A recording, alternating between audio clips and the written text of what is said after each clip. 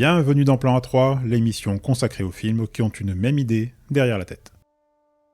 Combien de services publics peuvent-ils se targuer d'être devenus un genre ? Il n'y a pas de film dit administratif, ni de cinéma dit hospitalier. En revanche, il y a bien des films dits policiers, tout comme il y a des séries policières et des romans policiers. Bon, vous allez me répondre qu'il existe l'art pompier, mais jusqu'à preuve du contraire, ceci n'a rien à voir avec les soldats du feu.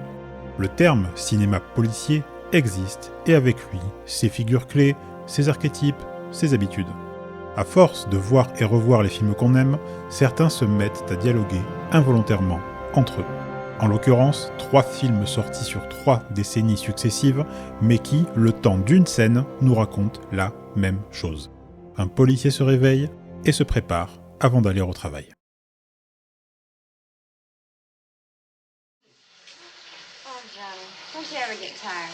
Unique réalisation de James William Guercio, Electra Glide in Blue raconte le quotidien d'un policier motard.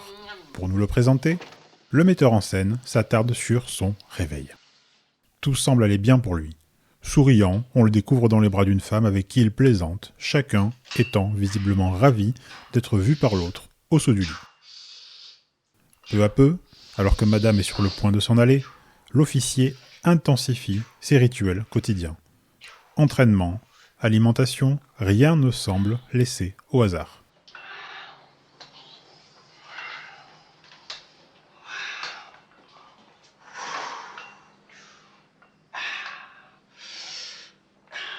On le voit même, 3 ans avant que ne sorte le premier Rocky avec Sylvester Stallone, avaler des œufs crus.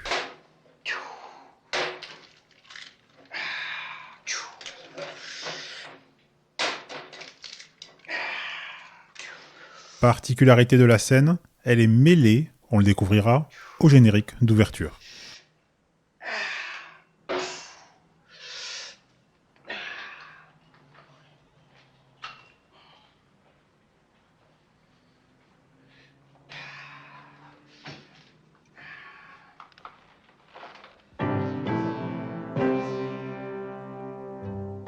Le lettrage s'affiche au rythme des arrêts sur images qui ont le double effet de permettre une lecture attentive des titres et de souligner les partis pris de mise en scène. Tout ou presque ici n'est que gros plan. On nous présente par le menu les accessoires du gardien de la paix. Armes de service, menottes, gaz lacrymogène. Aussi, cet art du gros plan nous indique un élément essentiel du personnage, il est soigneux, au point de nettoyer ses chaussures avant de sortir. Il soigne son image et, par là même, il soigne l'image du corps de métier dont il est membre. Ce générique / scène d'introduction est très efficace car il fait le grand écart entre un quotidien simple, presque trivial, lorsque notre homme se réveille avec sa compagne et fait du sport, puis une stylisation évidente lorsqu'il s'habille, lorsqu'il revêt l'uniforme qui fait de lui un représentant de la loi.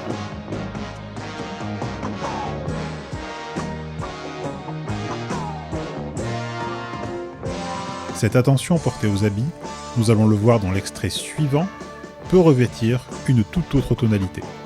Dans Electra Glide in Blue, le spectateur suppose avoir affaire à un personnage extraordinairement rigoureux, pour ne pas dire raide comme la justice.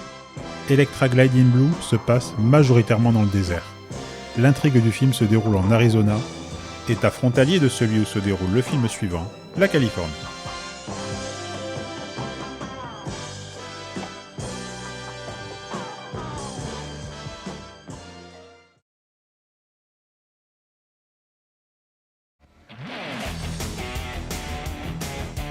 Ok, l'info géographique a peu d'importance car le générique du flic de Beverly Hills 2, réalisé par Tony Scott, se passe, lui, à Détroit, dans le Michigan.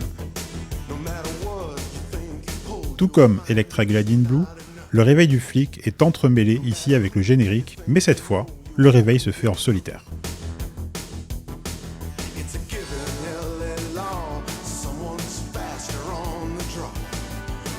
Autre élément notable, la dérision. Eddie Murphy prend la pause avec son calibre, et il se marre en le faisant. Si nous étions en 2024, on pourrait tout à fait supposer qu'il poste sa morning routine sur TikTok ou sur Instagram.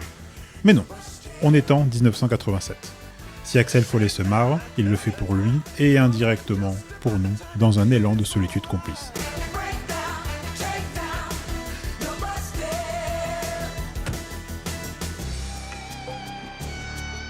Autre excellente idée de mise en scène, poursuivre le contraste à l'extérieur. Lorsqu'il quitte son garage dans sa caisse de luxe, Axel se retrouve dans une ruelle pourrie où cohabitent des ordures et une carcasse de bagnole. Une fois réveillé, le flic de Electra Glide in Blue était dans son élément. Un magnifique désert, aussi soigné que sa silhouette qui se découpait à contre-jour. Axel Foley, on le comprend grâce à cette imagerie urbaine, est un baratineur qui parade au soleil levant.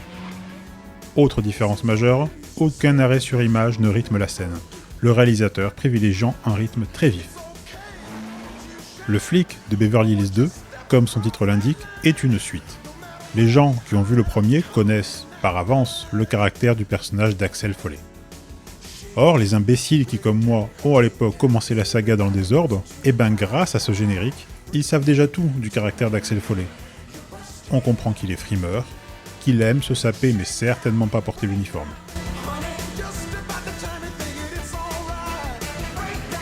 Devant ce générique introductif, le personnage nous est immédiatement familier. Lorsque le flic de Beverly Hills se réveille, son comportement est à l'opposé du sérieux papal de son collègue en Arizona. 3 salles, 3 ambiances. On quitte l'Arizona et le Michigan pour la côte Est. Film essentiel des années 90, Seven ne manque pas de grands moments. Comment le film de David Fincher a su nous impliquer émotionnellement? La réponse est à chercher entre les lignes. Dans les scènes de repas,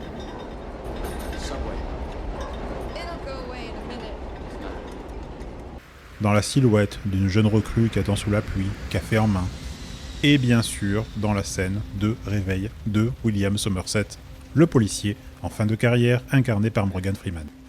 À l'image de ses collègues de l'Arizona et du Michigan, le flic de New York soigne lui aussi son apparence. Dans les 3 cas, on est loin, très loin, du flic façon Mel Gibson dans L'Arme Fatale, qui vit dans sa caravane et se traîne en slip jusqu'au frigo pour s'ouvrir une bière sitôt réveillé. Nos 3 exemples montrent des hommes qui se respectent, quand bien même ils semblent vivre dans des appartements plutôt banals. La différence notable dans Seven, c'est la place accordée à l'environnement extérieur. Oubliez donc la sérénité de Electra Glide in Blue et l'enthousiasme rieur du flic de Beverly Hills 2. Ce qui marque dans Seven, c'est le murmure perpétuel des embouteillages et des sirènes qui rythment la matinée de Morgan Freeman.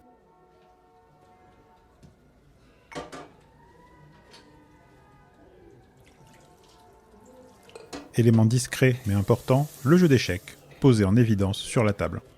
Celui-ci nous indique que le personnage incarné par Morgan Freeman est très intelligent, peut-être assez intelligent pour jouer contre lui-même aux échecs régulièrement. Le réveil dans Seven sent les gestes fatigués, le poids des ans et l'emprise d'une ville sur ses habitants. Notons que Seven est le seul des 3 films qui n'entremêle pas cette scène de réveil avec le générique du film. L'immersion dans le quotidien est ici absolue.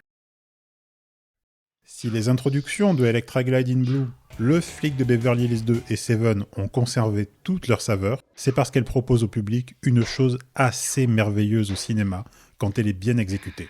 Des scènes où les personnages sont seuls avec eux-mêmes, et donc des scènes où ils sont purement eux-mêmes. On les voit se métamorphoser en agents du service public, passer de simples civils en caleçon à représentants de la loi. Il existe très certainement d'autres exemples tels que ces 3-là, mais le souvenir cinéphile est ainsi. On se souvient davantage des films qui nous aident, nous aussi, à nous lever le matin. Bonne séance, et à bientôt pour un prochain plan à 3.